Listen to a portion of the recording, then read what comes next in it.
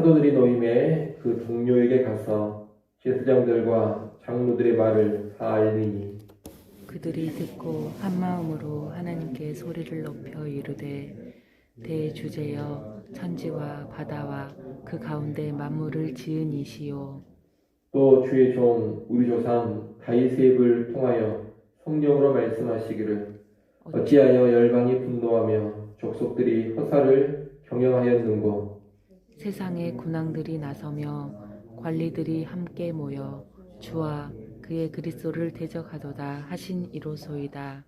과연 헤롯과 분디오 빌라도는 이방인과 이스라엘 백성과 합세하여 하나님께서 기름 부으신 거룩한 종 예수를 거슬러 하나님의 권능과 뜻대로 이루려고 예정하신 그것을 행하려고 이 성에 모였나이다.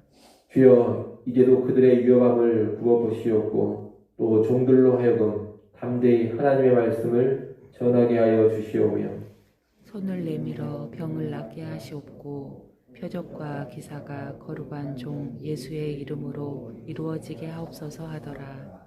빌기를 다함에 모인 곳이 진동하더니 무리가 다 성령이 충만하여 담대히 하나님의 말씀을 전하니라.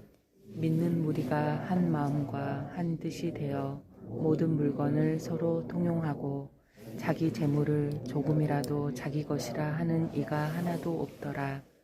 사도들이 큰 분노로 주 예수의 부활을 증언하니 무리가 큰 은혜를 받아 그 중에 가난한 사람이 없으니 이는 밭과 집 있는 자는 팔아 그 판 것의 값을 가져다가 사도들의 발 앞에 두매 그들이 각 사람의 필요를 따라 나누어 줌이라.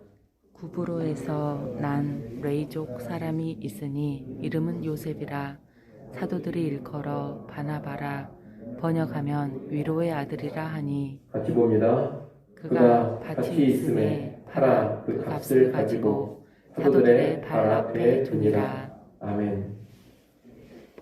사도 베드로와 요한은 봉해에서 신문을 받은 후에 예수의 이름으로 전하지도 말고 가르치지도 말라는 경고를 받고 풀려납니다. 오늘 본문은 베드로와 요한이 풀려난 이후의 일을 기록하고 있습니다. 종교 지도자들의 협박을 받고 풀려난 베드로와 요한은 교회에 이 사실을 알렸습니다. 이 협박은 비단 베드로와 요한에게만 해당되는 것이 아닙니다. 온 교회에 해당되는 것입니다. 그래서 교회에 이 사실을 알렸는데 이 소식을 전해들은 교회가 어떤 반응을 보이느냐? 이 협박과 위협 앞에 벌벌 떨지 않습니다. 고민하거나 염려하면서 낙심하지도 않습니다. 또 어떤 인간적인 대책을 세우느라고 분주하지도 않습니다. 교회는 함께 모여서 기도합니다. 이 땅에 권력자들이 협박을 하자 교회는 진정한 왕이신 하나님, 온 천하의 대주제가 되시는 하나님께 기도한 것입니다. 그 기도의 내용을 보면 이런 위협과 핍박은 성경의 말씀대로 이루어진 일이라 이렇게 여기면서 기도를 하고 있습니다. 아니 핍박이 무슨 일입니까? 이런 기도가 아니라 우리가 핍박당하는 것은 당연한 일입니다. 이렇게 인식하면서 기도를 했다는 겁니다. 또 핍박을 없애달라고 기도하지도 않습니다. 오히려 하나님께서 우리가 핍박당하는 이 상황을 보시고 핍박 속에서도 능력 있게 담대하게 하나님의 말씀을 전할 수 있게 해달라고 기도합니다. 예수의 이름으로 능력이 나타나게 해달라 기도하고 예수의 메시아 되심이 강력하게 나타나게 해달라고 기도를 하고 있습니다. 이렇게 기도했을 때 온 교회가 성령으로 충만해져서 담대하게 하나님의 말씀을 전했습니다. 31절 말씀을 여러분이 한번 읽어보십시오. 31절 읽습니다. 빌기를 다음에 모인 곳이 진동하더니 우리가 다 성령이 충만하여 담대히 하나님의 말씀을 전하니라. 아멘. 세상 권력을 가진 종교 지도자들은 협박을 하면서 예수의 이름으로 말하지도 말고 가르치지도 말라 그렇게 말했습니다. 그런데 교회는 기도한 후에 성령의 충만함을 입어서 담대히 하나님의 말씀을, 예수 이름을 증언하고 선포했다는 겁니다. 기도 가운데 성령으로 충만해져서 핍박을 이겨내며 복음 전파의 사명을 감당해 가고 있는 겁니다. 오늘 우리에게도 이런 모습이 있어야 할 것입니다. 환난과 핍박, 교회가 처한 위태로운 상황, 위기 속에서 교회는 다른 것을 할 것이 아닙니다. 교회는 만왕의 왕이신 하나님, 온 천하의 대주제가 되시는 하나님께 기도를 해야 합니다. 환난과 핍박도 교회는 이상하게 여길 것이 아닙니다. 환난 핍박을 당연한 것으로 여기며 기도해야 합니다. 환난과 핍박을 없애달라는 그런 소극적인 기도보다는 환난과 핍박 속에서도 담대하게 할 바를 하고 강하게 감당할 사명을 감당할 수 있게 해달라고 기도를 해야 합니다. 환난 핍박 속에서 하나님의 능력이 교회를 통해 더 강력하게 나타나게 달라고 기도해야 합니다. 그럴 때 하늘의 능력이 교회를 사로잡으면서 환난과 핍박을 능히 이겨내는 그런 모습을 갖게 됩니다. 환난과 핍박, 어려움 속에서도 감당해야 될 사명을 본능 있게 감당해 가는 겁니다. 이것이 기도의 신비이고 교회의 진정한 저력입니다. 그런 오늘 우리도 환난과 핍박이 있다면 또는 교회에 큰 위기와 어려움이 닥친다면 다른 것이 아닌 기도할 수 있기를 간절히 바랍니다. 특히 강하고 담대한 태도로 기도하시기를 바랍니다. 기도 가운데 하나님의 뜻대로 살아갈 수 있는 그런 능력이 임할 것이고 기도 가운데 모든 상황을 뛰어넘는 특별한 하나님의 능력을 경험하게 될 것입니다. 예나 지금이나 하나님은 기도에 응답하시고 그 기도 가운데 놀라운 능력을 행하십니다. 이를 꼭 확신하시고 교회와 성도들은 힘들 때마다 위기가 일어날 때마다 기도하는 자리로 나갈 수 있기를 간절히 소원합니다. 아울러 교회는 핍박을 이겨내면서 복음 전파의 사명을 감당했을 뿐 아니라 교회 내적으로도 하나됨과 사랑의 모습을 아름답게 이루어 갔습니다. 오늘 본문 32절부터 37절은 예루살렘 교회의 성도들이 한마음 한뜻이 되어서 가족 같은 공동체를 이루었음을 보여줍니다. 이들은 자기 소유를 주장하지 않고 형제의 필요를 알면 즉시 채웠습니다. 바나바와 같은 사람은 자기 밭을 팔아서 그 값을 사도들의 발 앞에 두었습니다. 자기의 토지, 자기의 재산을 팔아들이며 가난한 성도들을 섬겼던 겁니다. 이런 아름다운 사랑이 가능했던 것은 부활하신 예수 그리스도의 복음이 성도들에게 큰 은혜를 끼쳤기 때문입니다. 33절 말씀을 여러분이 또 한번 읽어보십시오. 33절 말씀 읽습니다. 사도들이 큰 권능으로 주 예수의 부활을 증언하니 우리가 큰 은혜를 받아. 아멘. 교회는 교회 밖을 향해 복음을 전하기만 한 것이 아니라 교회 내적으로도 사도들이 복음을 전했고 그 복음의 가르침을 잘 받았습니다. 그런 가운데 성도들이 부활의 복음으로 큰 은혜를 받았다는 겁니다. 이 은혜가 충만해서 성도들은 서로 뜨겁게 사랑하는 모습을 보여준 겁니다. 앞서 기도를 통해 교회가 성령 충만해져서 담대히 복음 전파하는 사명을 감당했는데 여기서는 교회 내적으로 말씀의 선포, 말씀의 증언을 통해서 은혜가 충만해서 서로 뜨겁게 사랑했다는 겁니다. 34절에 보면 이 뜨거운 사랑의 나눔과 섬김으로 인해 교회 안에 가난한 사람이 없었다고 합니다. 신명기 15장 4절 5절 말씀에 보면 하나님께서는 구약 이스라엘 백성을 향해서 너희 중에 가난한 자가 없으리라 그렇게 말씀하셨습니다. 하나님의 율법대로 행하여서 자기들의 소유를 나누고 부지하는 삶을 살아간다면 그 백성 가운데 가난한 자가 없으리라 그런 말씀입니다. 그런데 그 말씀이 지금 초대 예루살렘 교회 안에서 구현이 된 겁니다.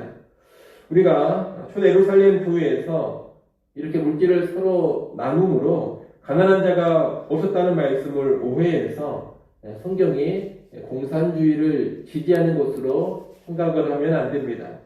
공산주의는 국가가 강제적으로 재산을 몰수해서 균등하게 분배하는 것입니다. 공산주의는 사유재산 제도를 인정하지 않습니다. 하지만 성경은 사유재산 제도를 인정하고 지지합니다. 물질을 나누는 것도 강제적으로 하지 않습니다. 철저히 자발적으로 행합니다. 아울러 오늘 본문에서 말하는 가난한 사람이란 생활 수준이 좀 낮은 그런 정도의 사람을 말하는 것이 아닙니다. 기본적인 생계유지 자체가 힘든 사람을 가리키는 말입니다.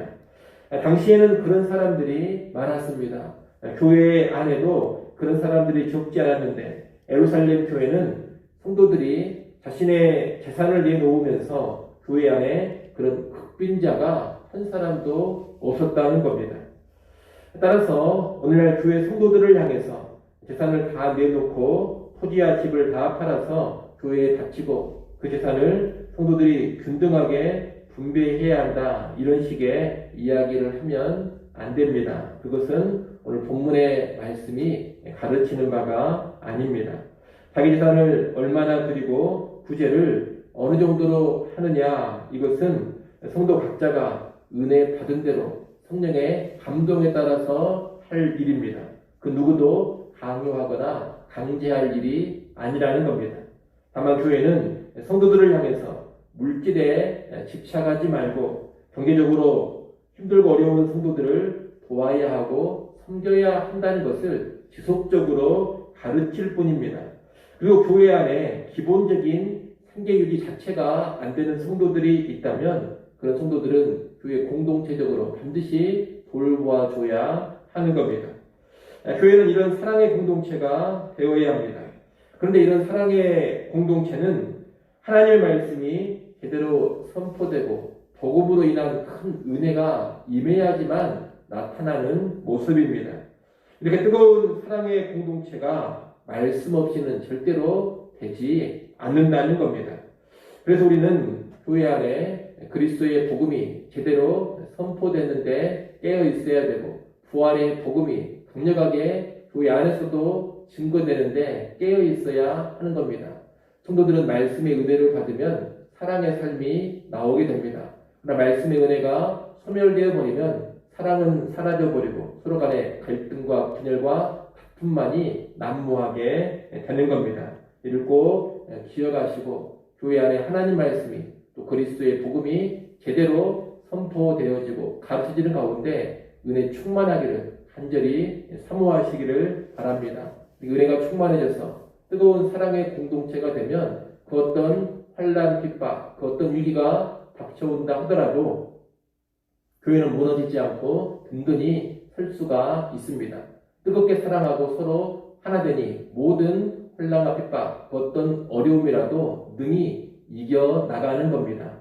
이 또한 기억하시고 교회가 말씀 가운데 사랑의 공동체가 되어서 그 어떤 환난, 핍박, 그 어떤 위기와 시련도 능히 이겨나갈 수 있기를 간절히 소원하시기 바랍니다. 오늘 말씀을 정리하겠습니다. 우리는 오늘 본문에서 종교 지도자들의 협박을 받고 풀려난 후에 교회가 대처하는 모습을 봤습니다. 무엇보다 먼저 교회는 간절히 기도했습니다. 기도 가운데 성령의 충만함을 입었고 성령의 충만 가운데 복음 전파의 사명을 권세 있게 감당했습니다. 또한 교회 안에는 권능 있는 말씀의 선포가 이루어져서 성도들이 큰 은혜를 받고 서로 뜨겁게 사랑했습니다. 이렇게 기도로 성령 충만해지고 말씀으로 은혜에 충만해져서 환난과 핍박을 능히 이겨내면서 든든히 선 것입니다. 이를 기억하며 오늘 우리도 환난과 핍박을 비롯한 여러 가지 위기 상황에서 먼저 기도하는 교회가 되기 바랍니다. 그리고 말씀에 집중하는 교회가 되기 바랍니다. 기도와 말씀으로 성령 충만해지고 은혜 충만해져서 모든 위기를 극복하며 견고히 서는 우리 교회 또한 이 땅의 교회 될 수 있기를 간절히 축원합니다. 기도하겠습니다.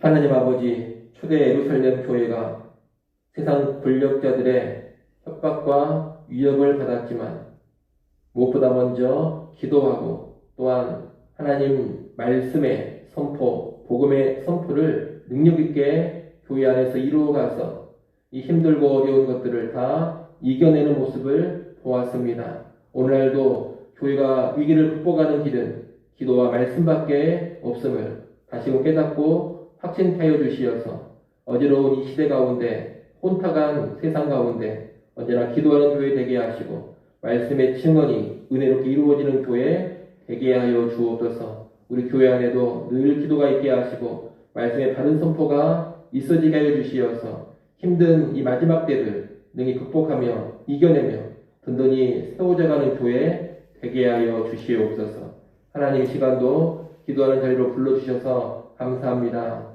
이 기도하는 새벽 시간에도 교회를 위해 기도하게 하시고 성도들의 기도 가운데 교회가 더 든든히 서게 하여 주시옵소서. 또한 이 시간 우리의 가정과 자녀들의 모든 형편을 위해서도 기도하게 하시고 주의 도우심으로 모든 문제들을 해결받게 하시고 하늘의 평안 누리게 하여 주시옵소서.